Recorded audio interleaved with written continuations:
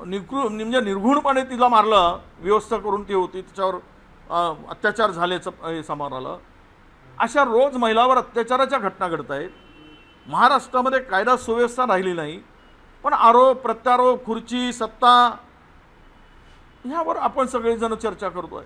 कधीतरी या लोकांना सद्बुद्धी देऊ देत. आत्ता विठ्ठलांच्याकडे काही मंत्री गेले आणि त्यांनी सांगितलं की मुख्यमंत्र्यांना दिल्लीमध्ये जर गेले तर आमच्या ताईंना मुख्यमंत्रीपद मिळावं अशी इच्छा व्यक्त केली.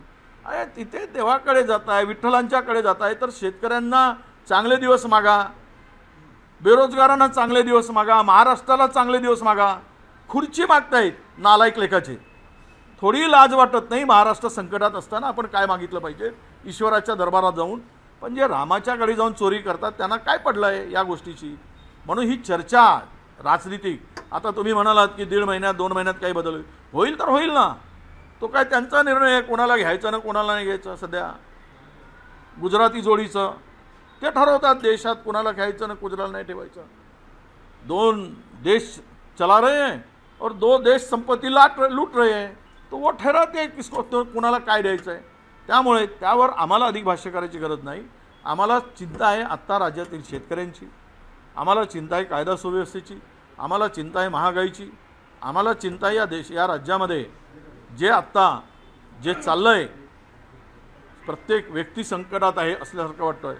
या राज्यातील माणसाला सुरक्षित वाटत नाही, देशातील व्यक्तीला सुरक्षित वाटत नाही, या देशातील लोकशाही टिकेल की नाही याची आम्हाला जास्त चिंता आहे. त्यामुळे या प्रश्नाला आम्हाला आम्ही फार काही महत्त्व द्यावं असं मला वाटत नाही.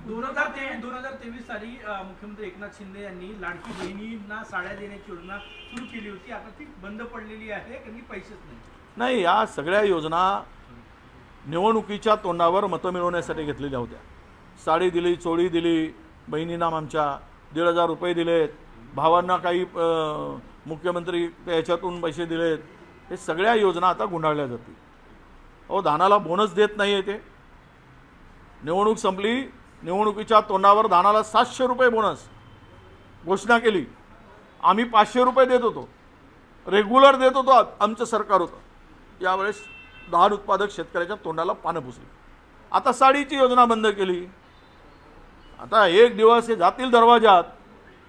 त्या बहिणीला ज्या पद्धतीनं फसवलं गेलं आहे खोटी आश्वासनं देऊन, तर ती ताई आमची त्या साडीचा नाहीतरी त्या साड्या कोणत्या दिल्या, फाटक्यानं तुटक्या साड्या दिल्यात निकृष्ट दर्जाच्या. एक धुतल्याबरोबर एकदा धुणं झालं की ती साडी कधी त्या बहिणीनं नेसली नाही ती. म्हणून तिचा फास करून यांना आवडेल ती ज्यावेळेस मतासाठी दरवाजात जातील त्यावेळेस. पण बनवी किती करावी या लोकांनी, याच्या मर्यादा संपल्या आहेत. 92 लाख लाडक्या बहिणींना तुम्ही नाकारताय. आणि त्यावेळेस तुम्हाला अक्कल नव्हती काय की ज्यावेळेस तुम्ही ही योजना आणली तुमची बुद्धी कुठे गेली होती की काही निकष लावून नियम लावून पात्र अपात्र. आता शेतकऱ्याच्या संदर्भात तेच लावलं. शेतकऱ्याच्या संदर्भात इन्कम टॅक्स पे कोण आहेत? आता मला सांगा, फॉर्म 16 भरल्याशिवाय कुठल्याही योजनेचा लाभ देत नाही. म्हणजे आज ITच्या अखत्यारीत इन्कम टॅक्सच्या मॅक्झिमम शेतकरी येतात. एखाद्याला जमीन खरेदी करायचं असलं तरी पॅन कार्ड लागतं. आणि ह्या सगळ्यामध्ये त्याला नाकारणं आणि मग त्याच्यातून वेळ काढून हजारो लाखो शेतकरी नाकारणं हा बनवीचा खेळ आहे, शेतकऱ्यांची आहे, महिलांची आहे. त्यामुळं यांना खुर्चीची चिंता आहे, जनतेची चिंता नाही. हे आता महाराष्ट्रातील जनता उघड्या डोळ्यांनी बघते आहे. उद्याला उभाटाकडनं नागपूरमध्ये रामरक्षा पठण आंदोलन ठेवण्यात आलं आहे. तुम्ही त्याला जाणार का? आणि दुसरी महत्त्वाची गोष्ट की याच पार्श्वभूमीवर अमरावतीमध्ये देखील नवनीत राणाने हनुमान चालीसा केली. ते मला त्याबद्दल काय बोलायचं नाही. ज्यांना हनुमान चालीसा बजरंगबलीचा गदा कुठं चालला ते अमरावतीमध्ये दिसलं. कोणाच्या पाठीवर वार केलाय तो जय बजरंगबली म्हणून गदा कुठाच्या पाठीवर आणि कशी पाठ लाल केली हे अमरावतीकरांनी हनुमानच्या रूपानं दाखवलं आहे. त्यामुळे तिथे काय बोलायची गरज नाही. राहिला विषय रामरक्षा काही हे चाललं आहे अभियान. खरं आहे आमच्या पक्षाचा त्याला पाठिंबा आहे किंवा नाही आहे हे म्हणण्यापेक्षा त्यांचा तो स्वतंत्र कार्यक्रम आहे त्या पक्षाचा. असा नाही की आघाडीतले सगळे पक्ष मिळून एकच कार्यक्रम राबवला पाहिजे. तर त्यामुळं त्यांनी तो पक्ष ते आंदोलन किंवा ते त्या प्रकारचे विरोध दर्शवत आहे. कारण राम मंदिरामध्ये जी चोरी झाली, लूट झाली, तो एक अभिनेता आहे टकल्या, तो टकल्या अभिनेता येऊन सांगतो की ही चोरी म्हणजे घरचंच माल लुटलं. तुझ्या घरचं माल लुटू दे टकल्या, तुला बरं वाटेल. श्रद्धेपोटी भक्तीपोटी टाकलेला दानपेटीत टाकलेला दान लुटणाऱ्यांना घरचा माल वाटतं काय? तुमच्या बापाचा माल आहे काय? त्या टकल्या अभिनेत्याला सांगितलं पाहिजे. त्याचं नाव घ्यायची आमची इच्छा नाही, पाय चाटू लेखाचा. अशा पद्धतीचे तर तयार झाले ते घाणेरडे लोक. म्हणजे श्रद्धेला ठेच पोहोचवणं. पत्ता नाही, सोन्याचा पत्ता नाही, चांदीचा पत्ता नाही. कोणी म्हणतात 14,000 कोटी, कोणी म्हणतात 1400 कोटी, सगळे लुटून खालेत. आणि मम आहेत, किप मम, काही बोलत नाहीत कोणी.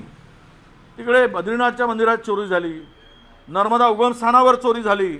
म्हणजे दानपेट्या यांना चोरी करण्यासाठीच ठेवल्या आहेत आणि लुटण्यासाठी ठेवल्या आहेत, असा त्याचा अर्थ होतो आहे. त्यामुळे कोणी कोणाचा कुठला विरोध करावा हा त्या दाखवलंच पाहिजे. कारण यांचं जे दुकानदारी चालली, राम भरोसे हिंदू हॉटेल, हे जोरात चालली होती. तर त्या हिंदू हॉटेलमध्येच्या नावावर जे काही लूट चालली तर ती थांबली पाहिजेत, हाच त्यामागचा उद्देश आहे. संजय राऊतांनी मुख्यमंत्र्यांना इन्व्हाइट केलं, सरसंघचालकांना केलं, काँग्रेसच्याही नेत्यांना निमंत्रण दिलेलं आहे. काँग्रेसचे नागपुरातील नेते, विदर्भातील नेते जाणार आहे का उद्या? नाही, असं आहे की त्या आंदोलनात कोणी जावं, निमंत्रण दिलं आहे ज्यांना तर गेलं पाहिजेत. सगळं आंदोलन जावं नाही जावं किंवा कोणी गेलं पाहिजेत, हा ज्याचा त्याचा प्रश्न आहे. त्याला काही कोणाचा विरोध नाही, पक्षाचाही विरोध नाही, त्या ठिकाणी जाण्याला विरोध नाही. पण आता मला वाटतं की RSSचे कसे जातील, ते तर शांतच बसले आहेत. विश्व हिंदू परिषद कशी जाईल? आता हे जर उतरले खरंच रामाचे भक्त आणि हिंदूचे रक्षण करते असतील तर RSS आणि विश्व हिंदू परिषद जाईल.